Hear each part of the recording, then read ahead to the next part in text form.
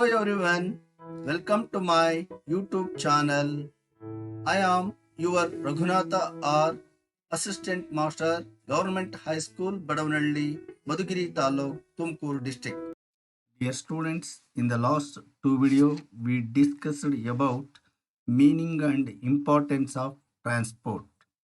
And also we discussed about types of roads and the importance of road transports and the major classifications of Indian roads. In this video, we are going to discuss about another important mode of transport, that is waterways. Dear students, do you know the meaning of waterways? The waterways is any navigable body on water or the transport of goods and passengers on water bodies is called as water transport. Dear children, once upon a time, in the ancient time, Indian transports was through the waterways. So waterways provides navigation facilities by means of ships and boats. Waterways provides navigation facilities by means of ships and boats, ಅಂದರೆ ಹಡಗುಗಳ ಮೂಲಕ ಮತ್ತು ದೋಣಿಗಳ ಮೂಲಕ ಈ ಒಂದು ಜಲ ಸಾರಿಗೆ, waterways ಅಂತಾರೆ ಜಲಸಾರಿಗೆ ಪ್ರಮುಖವಾಗಿ ನಡೀತಕ್ಕಂಥದ್ದು ಯಾವುದ್ರ ಮೂಲಕ ಅಂತಾರೆ ಹಡಗುಗಳು ಮತ್ತು ದೋಣಿಗಳ ಮೂಲಕ. So waterways can be divided into two types. In India waterways can be divided into two types. One is inland waterways and another one is ocean waterways. Inland waterways ಅಂತಂದರೆ ಒಳನಾಡಿನ ಜಲಸಾರಿಗೆ, ಓಷನ್ ವಾಟರ್ವೇಸ್ ಅಂತಂದರೆ ಸಾಗರ ಜಲಸಾರಿಗೆ ಅಥವಾ ಸಮುದ್ರ ಜಲಸಾರಿಗೆ. Dear children, inland waterways means inland navigation is a transport system allowing ships to move in rivers, canals, backwater and creeks which are deep enough to navigate safely.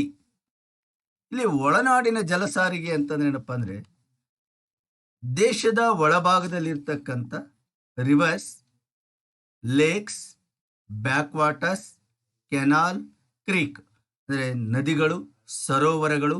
Backwater means ಹಿನ್ನೀರು, ಸಮುದ್ರದ ಹಿನ್ನೀರು, ಮತ್ತು ಕಾಲುವೆಗಳು, ಹಾಗೂ ಎಲ್ಲಿ ಕಡಲ ಚಾಚು ಇರುತ್ತೋ ಅಂತಹ ಕಡೆಗಳಲ್ಲಿ ದೋಣಿಗಳ ಮೂಲಕ ಪ್ಯಾಸೆಂಜರ್ಸ್, ಸರಕು ಸರಂಜಾಮುಗಳನ್ನು, ಜನಗಳನ್ನು ಸುರಕ್ಷಿತವಾಗಿ ಒಂದು ಪ್ರದೇಶದಿಂದ ಮತ್ತೊಂದು ಪ್ರದೇಶಕ್ಕೆ ತಲುಪಿಸ್ತಕ್ಕಂಥದ್ದಕ್ಕೆ ನಾವು ಇನ್ಲ್ಯಾಂಡ್ ವಾಟರ್ವೇಸ್ ಅಂತ ಕರಿತೀವಿ. ಇನ್ಲ್ಯಾಂಡ್ ವಾಟರ್ವೇಸ್ ಅಂತಕ್ಕಂಥದ್ದು ದೇಶದ ಒಳಗಡೆನೆ ನದಿಗಳಲ್ಲಿ, ಸರೋವರಗಳಲ್ಲಿ, ಸಮುದ್ರದ ಹಿನ್ನೀರುಗಳಲ್ಲಿ ಮತ್ತು ಕಾಲುವೆಗಳಲ್ಲಿ ನಡೀತಕ್ಕಂಥ ಒಂದು ಸಾರಿಗೆ. At one time, inland waterways played an important part in the transport system of India. In ancient time, it played an important role because in that time the road transport and railway transport cannot be developed. So at the ancient time, the inland waterways assumed a significant role in the transportation of goods and passengers. In India, inland waterways mainly carried goods and people along river Ganga and Brahmaputra and their tributaries in North India. Especially inland waterways is very famous in northern Indian Great Plain in river Ganga and Brahmaputra and their tributaries, because they are perennial rivers. They flow throughout the years. ಇಲ್ಲಿ ಗಂಗಾ ಮತ್ತು ಬ್ರಹ್ಮಪುತ್ರ ನದಿಗಳು ಮತ್ತು ಅದರ ಉಪನದಿಗಳು ಸಾರ್ವಕಾಲಿಕ ನದಿಗಳಾಗಿದ್ದು ಬೇಸಿಗೆ ಮತ್ತು ಮಳೆಗಾಲದಲ್ಲಿ ಎರಡೂ ಕಾಲದಲ್ಲಿ ತುಂಬಿ ಹರಿಯೋದ್ರಿಂದ ಈ ನದಿಗಳು ಈ ಇನ್ಲ್ಯಾಂಡ್ ವಾಟರ್ವೇಸ್ಗೆ ಅಥವಾ ಒಳನಾಡಿನ ಜಲಸಾರಿಗೆಗೆ ಅತ್ಯಂತ ಪ್ರಮುಖವಾಗಿರ್ತಕ್ಕಂಥ ಪಾತ್ರವನ್ನು ವಹಿಸ್ತವೆ. ಮತ್ತು ಈ ನದಿಗಳಲ್ಲಿ ವರ್ಷಪೂರ್ತಿ ಒಳನಾಡಿನ ಜಲಸಾರಿಗೆ ನಡೆಸಲಿಕ್ಕೆ ಅನುಕೂಲ ಇದೆ. ಬಟ್ ಇನ್ನು ಅದೇ ಒಂದು ಇದನ್ನು ನಾವು ನೋಡೋದಾದ್ರೆ ಸೌತ್ ಇಂಡಿಯಾದಲ್ಲಿ the south Indian rivers are navigable only in their deltaic course. ಎಲ್ಲೆಲ್ಲಿ ಡೆಲ್ಟಾಯಿಕ್ ಕೋರ್ಸ್ ಇದೆ ಅಂದರೆ ನದಿಮುಖಜ ಪ್ರದೇಶಗಳಿದಾವೋ ಅಲ್ಲಿ ಮಾತ್ರ ಇವು ಈ ಒಂದು ಒಳನಾಡಿನ ಜಲ ಸಾರಿಗೆಗೆ ಅನುಕೂಲ ಆಗಿದ್ದಾವೆ. ಮಿಕ್ಕಿದಂತೆ ಬೇರೆ ಈ ಮಳೆಗಾಲವನ್ನು ಹೊರತುಪಡಿಸಿ ಈ ನದಿಗಳಲ್ಲಿ ನೀರು ಅಷ್ಟೊಂದು ಇರೋದಿಲ್ಲ. ಹಾಗಾಗಿ ದಕ್ಷಿಣ ಭಾರತದ ನದಿಗಳು ಇನ್ಲ್ಯಾಂಡ್ ವಾಟರ್ವೇಸ್ಗೆ ಅತ್ಯಂತ ಸೂಕ್ತ ಆಗಿಲ್ಲ. Dear children, India has 14,500 kilometre navigable waterways, about 1% to countries transport. ಇಲ್ಲಿ 14,500 ಕಿಲೋಮೀಟ್ರು ನಮ್ಮಲ್ಲಿ ಒಳನಾಡಿನ ಜಲ ಸಾರಿಗೆಗೆ ಅವಕಾಶ ಇದ್ದರೂ ಸಹ ಒಟ್ಟಾರೆ ನಾವು ನೋಡಿದಾಗ ಕೇವಲ 1% ಮಾತ್ರ ಇನ್ಲ್ಯಾಂಡ್ ವಾಟರ್ವೇಸ್ ನಮ್ಮ ದೇಶದಲ್ಲಿ ಅಸ್ತಿತ್ವದಲ್ಲಿದೆ ಅಂತಕ್ಕಂಥದ್ದು ನಮಗೆ ಗೊತ್ತಾಗುತ್ತೆ. The importance of inland waterways declined in the recent years. ಇತ್ತೀಚಿನ ದಿನಗಳಲ್ಲಿ the importance of inland waterways is declined. ಈ ಒಂದು ಒಳನಾಡಿನ ಜಲ ಸಾರಿಗೆಯ ಮಹತ್ವ ಇತ್ತೀಚಿನ ದಿನಗಳಲ್ಲಿ ಬಹಳ ಕಡಿಮೆ ಆಗ್ತಾ ಇದೆ. ಇದಕ್ಕೆ ಕಾರಣ ಏನಪ್ಪಾ ಅಂತಂದರೆ the rapid development of road and railway transportation. Due to the development on roads and railways, the importance of inland waterways become decreased. Dear children, now I am going to explain about ocean waterways. The water transport through the seas and oceans form ocean waterways. The water transport through seas and ocean, ಸಮುದ್ರ ಮತ್ತು ಸಾಗರಗಳ ಮೂಲಕ ನಡೀತಕ್ಕಂಥ ಜಲ ಸಾರಿಗೆಯನ್ನು ನಾವು ಸಾಗರ ಜಲ ಸಾರಿಗೆ ಅಂತಂದು ಹೇಳ್ಬಿಟ್ಟು ಕರಿತೀವಿ. India has a long coastline and some ports. Do you know India has nearly 16,500 kilometer coastline, and also it had some ports. India is located at the center of the eastern hemisphere. Nearly 85% of our foreign trade is seaborne. India is located at the center of eastern hemisphere. ನಾವು ಪೂರ್ವಗೋಳದ ಮಧ್ಯಭಾಗದಲ್ಲಿ ಭಾರತ ದೇಶ ಇರೋದ್ರಿಂದ ಇಲ್ಲಿ 3 ಕಡೆ ನೀರು, it is A peninsular. India is A peninsular, so 3 sides covered by the water. Hence, the waterways played an important role in Indian trade and commerce, and it is a cheapest mode of transportation. So, 85% of our foreign trade is seaborne. 85% of our foreign trade is seaborne because India is a peninsula. It covered 3 sides by water. So 85% of our foreign trade is seaborne. So all these factors favor for ocean transport. ಇಲ್ಲಿ ಭಾರತ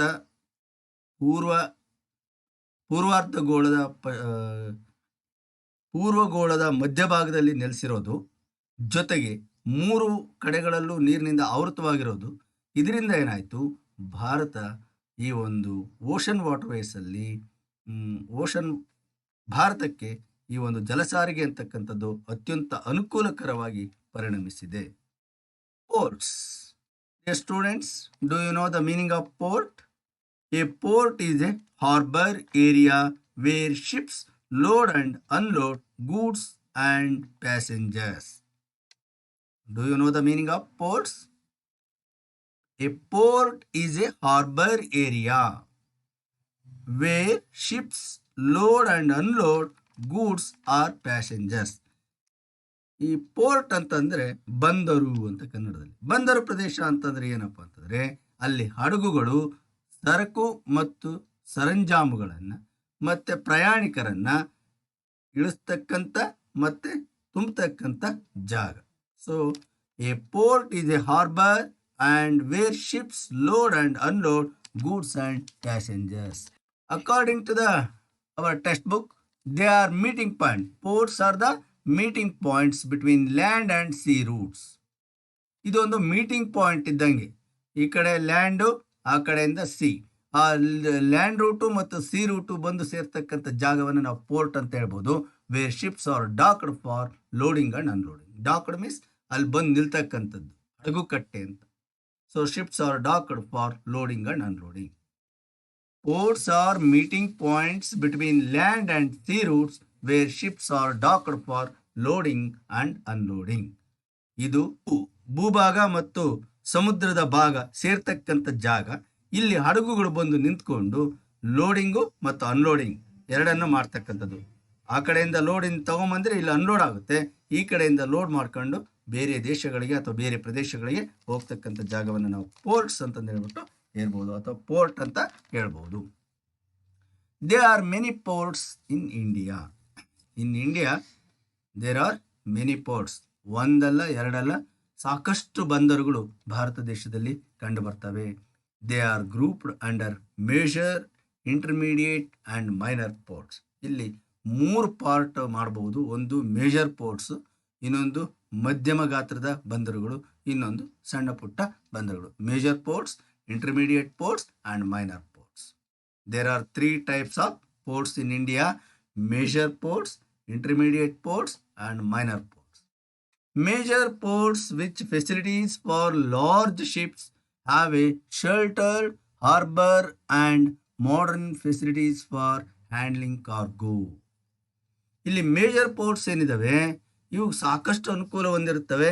ಇಲ್ಲಿ they allowed the large ships. They allowed the large ship. ದೊಡ್ಡ ದೊಡ್ಡ ಹಡಗುಗಳು ಇಲ್ಲಿ ಬರಲಿಕ್ಕೆ ಅವಕಾಶ ಇದೆ. They have sheltered harbour. ಇಲ್ಲಿ ಅವು ಬಂದು ನಿಂತ್ಕೊಂಡು ಆ್ಯಂಡ್ ಆಲ್ಸೋ ಅವು ಬಂದು ನಿಂತ್ಕೊಂಡು ತಮಗೆ ಬೇಕಾಗಿರ್ತಕ್ಕಂಥ ಸರಕುಗಳನ್ನು ಲೋಡ್ ಮಾಡ್ತಕ್ಕಂಥದ್ದು ಅಥವಾ ಅನ್ಲೋಡ್ ಮಾಡ್ತಕ್ಕಂಥದ್ದನ್ನು ಇಲ್ಲಿ ನಾವು ನೋಡ್ಬೋದು. And also the major ports they have modern facilities for handling cargo. ಈಗ ಅತ್ಯಾಧುನಿಕವಾಗಿರ್ತಕ್ಕಂಥ ಎಲ್ಲ ಸೌಲಭ್ಯಗಳನ್ನು ಇವು ಹೊಂದಿದ್ದಾವೆ. ಸೊ ಯಾವುದೇ ದೇಶದಿಂದ ಏನಾದ್ರು ಕಾರ್ಗೋ ಗೂಡ್ಸ್ ಬಂದಾಗ ಅವುಗಳನ್ನು ಆಧುನಿಕ ರೀತಿಯಲ್ಲಿ ಅನ್ಲೋಡ್ ಮಾಡ್ತಕ್ಕಂಥದ್ದು ಮತ್ತು ಅದನ್ನು ಸುರಕ್ಷಿತವಾಗಿ ಸಂಗ್ರಹಣೆ ಮಾಡ್ತಕ್ಕಂಥ ಎಲ್ಲ ಒಂದು ರೀತಿಯ ಆಧುನಿಕ ಸೌಲಭ್ಯಗಳನ್ನು ಈ ಒಂದು ಬಂದರುಗಳು ಹೊಂದಿದ್ದಾವೆ. There are 14 major ports in India. Among them 6 are along the west coast and 7 along the east coast. Another one is located in Andaman and Nicobar Island.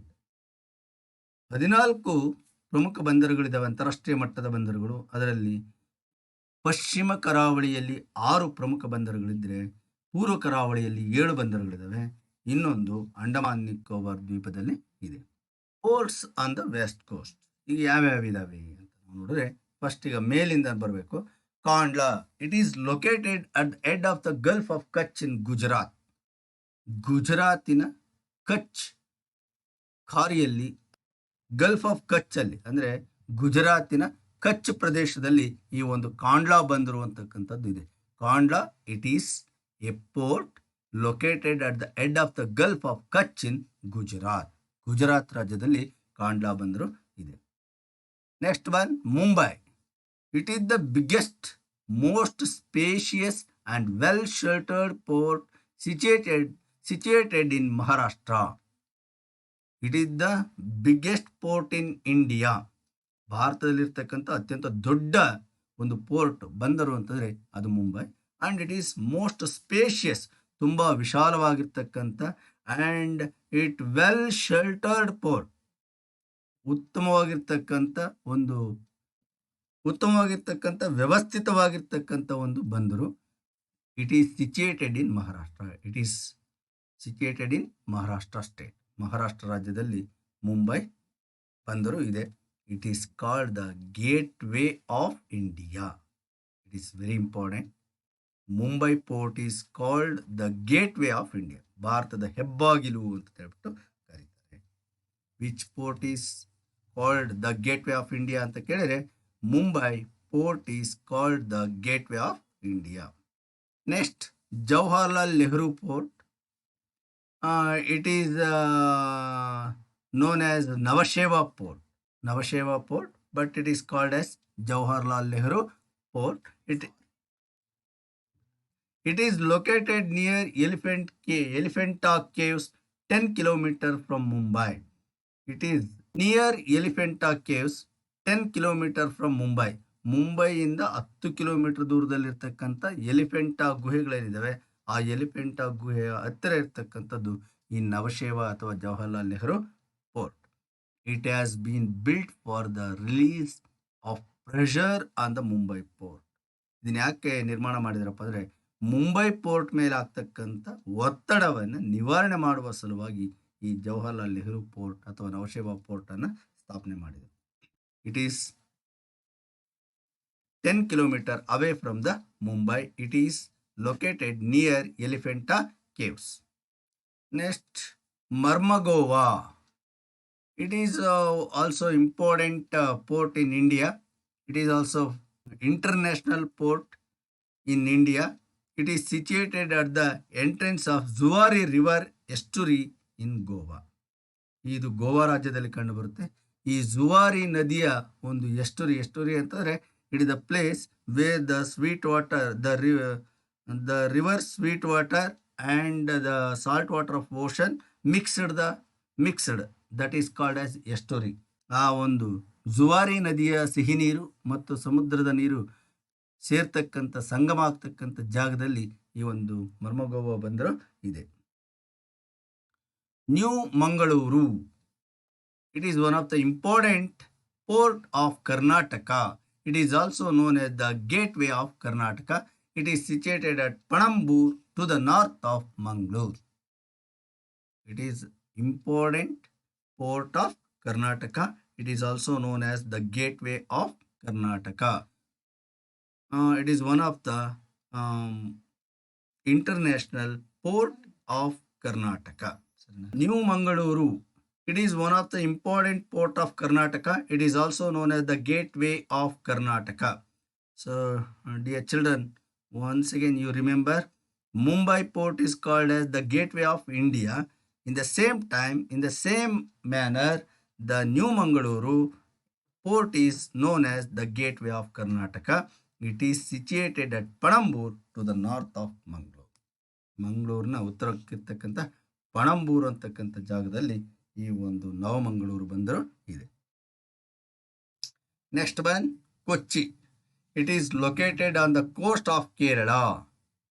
It is called the queen of the Arabian sea. Kochi port is known as the queen of Arabian sea. ಇದನ್ನು Arabia ಸಮುದ್ರದ ರಾಣಿ ಅಂತಂದು ಹೇಳ್ಬಿಟ್ಟು ಕರೀತಾರೆ. It is in Kerala. So these are the important international ports of west coast. We are going to discuss about ports on the east coast. 7 ports are there on east coast. Among them Tuticorin. It is situated at the southeastern part of Tamil Nadu. It is southeastern part of Tamil Nadu. ಅಂದರೆ ಆಗ್ನೇಯ ದಿಕ್ಕಿನಲ್ಲಿರ್ತಕ್ಕಂಥ ತಮಿಳುನಾಡಿನ ಆಗ್ನೇಯ ಭಾಗದಲ್ಲಿರ್ತಕ್ಕಂಥದ್ದು Tuticorin. It is also one of the important port of Tamil Nadu. Next one is Chennai. It is located in Tamil Nadu and it is oldest port in India. The biggest port in India is Mumbai. The oldest port in India is Chennai. It has an artificial harbor. It is not a natural harbor. It has an artificial harbour. ಇದು ಕೃತಕವಾಗಿ ಸೃಷ್ಟಿಯಾಗಿರ್ತಕ್ಕಂಥ ಒಂದು ಬಂದರು Chennai. Next Ennore. It has been developed to reduce the pressure of traffic on Chennai port like Jawaharlal Nehru port to the Mumbai.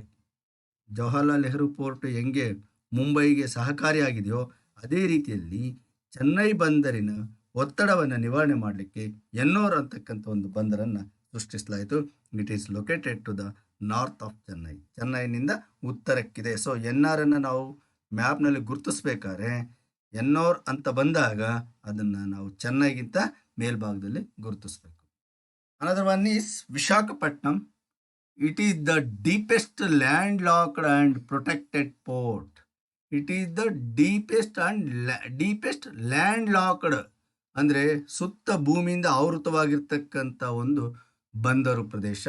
It is located on the coast of Andhra Pradesh. It is in Andhra Pradesh. Next one, Paradip.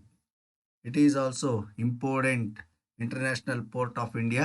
It is located in Mahanadi Delta in Odisha. It is in Mahanadi Delta. ಮಹಾನದಿಯ ನದಿಮುಖಜ ಭೂಮಿಯಲ್ಲಿ ಇರ್ತಕ್ಕಂಥದ್ದು ಒಡಿಶಾ ರಾಜ್ಯದಲ್ಲಿ ಕಂಡುಬರುತ್ತೆ.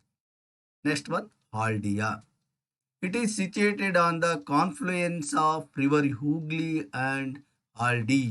ಬಾ It is situated on the confluence of river Hooghly and ಹಾಲ್ಡಿ. ಅಂದರೆ ಹೂಗ್ಲಿ ಮತ್ತು ಹಾಲ್ಡಿ ನದಿಗಳ ಸಂಗಮಿಸುವ ಸ್ಥಳದಲ್ಲಿ ಈ ಒಂದು ಹಾಲ್ಡಿಯಾ ಅಂತಕ್ಕಂಥ ಪೋರ್ಟ್ ಇದೆ. It is in West Bengal. Haldia port is in West Bengal. It is situated on the meeting point of Hooghly and river Haldi. It is receives larger ships which cannot enter the Kolkata port. Haldia port is a spacious port. It receives larger ships which cannot enter the Kolkata port. Kolkata ಪೋರ್ಟಲ್ಲಿ ದೊಡ್ಡ ಹಡಗುಗಳು ಹೋಗ್ಲಿಕ್ಕಾಗಲ್ಲ. So ಅಂಥ ಹಡಗುಗಳು ಹಾಲ್ಡಿಯಾದಲ್ಲಿ ಬಂದು ನಿಲ್ತಕ್ಕಂಥದ್ದು. So ಕಾನ್ಫ್ಲೂಯೆನ್ಸ್ ಅಂತಂದರೆ ಸಂಗಮ ಅಂತ, ಎರಡೂ ನದಿಗಳು ಸೇರ್ತಕ್ಕಂಥ ಜಾಗ. So Haldia port is situated on the confluence of river Hooghly and Haldi. Next, very important port of India is Kolkata. It is a riverine port. ಇವೆಲ್ಲ ನಾವು ನೋಡ್ಕೊಂಬಂದ್ವಿ. ಡೆಲ್ಟಾ ಪೋರ್ಟ್ಗಳಿದ್ವು, ಆಮೇಲೆ sea ports. But Kolkata port, the speciality of Kolkata port it is a riverine port. ಇದು ನದಿಯಿಂದ ಸೃಷ್ಟಿಯಾಗಿರ್ತಕ್ಕಂಥ ಒಂದು ಬಂದರು ಪ್ರದೇಶ. It is located on the left bank of the river Hooghly. The Kolkata port is located on the left bank of the river Hooghly. Hooghly ನದಿಯ ಎಡ ದಂಡೆಯ ಮೇಲೆ ಈ ಒಂದು ಕೋಲ್ಕತ್ತಾ ಬಂದರು ಅಂತಕ್ಕಂಥದ್ದು ಇದೆ. It is the second biggest port in India. Mumbai is the first biggest port in India, but Kolkata is the second biggest port in India and it is largest terminal port in south East Asia. ಇದು ಇಡೀ ದಕ್ಷಿಣ ಅಂದರೆ ಆಗ್ನೇಯ ಏಷ್ಯಾದಲ್ಲೇ ಅತ್ಯಂತ ದೊಡ್ಡ ಟರ್ಮಿನಲನ್ನು ಹೊಂದಿರತಕ್ಕಂಥ ಈ ಒಂದು ಬಂದರು ಅಂತಂದರೆ ಅದು ಕೋಲ್ಕತ್ತಾ ಬಂದರು. Many times it suffers, but here there is a problem.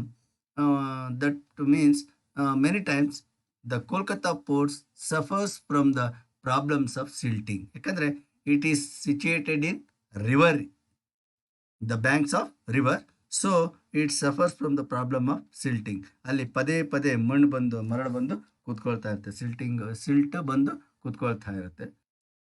ಹಾಗಾಗಿ the dredging is required. Dredging ಅಂತಾರೆ ಕನ್ನಡದಲ್ಲಿ ತಲಮಾರ್ಜನ ಅಂತ. ಸೊ ಆ ಬಂದು ಕೂತಿರ್ತಕ್ಕಂಥ ಮರಳನ್ನು ಅಥವಾ ಹೂಳನ್ನು ಪದೇ ತೆಗಿತಾ ಇರಬೇಕು. ಅದನ್ನು ಡ್ರೆಡ್ಜಿಂಗ್ ಅಂತ ಕರೀತಾರೆ. So dredging is required to the Kolkata port because many times the Kolkata port suffers from the problem of silting. ಅದಕ್ಕಾಗಿ ಡ್ರೆಡ್ಜಿಂಗ್ ಇಸ್ ರಿಕ್ವೈರ್ಡ್ ಅಂತ ಹೇಳ್ಬಿಟ್ಟು ನಾವು ಬರೀಬೇಕು. So next port is Port Blair. It is situated in Andaman and Nicobar Island. It is in Andaman and Nicobar Island, which is one of the Union Territories of India. ಇದು ಕೇಂದ್ರಾಡಳಿತ ಪ್ರದೇಶದಲ್ಲಿ ಬರತಕ್ಕಂಥ ಒಂದು port. So these are the important ports of India. Thank you.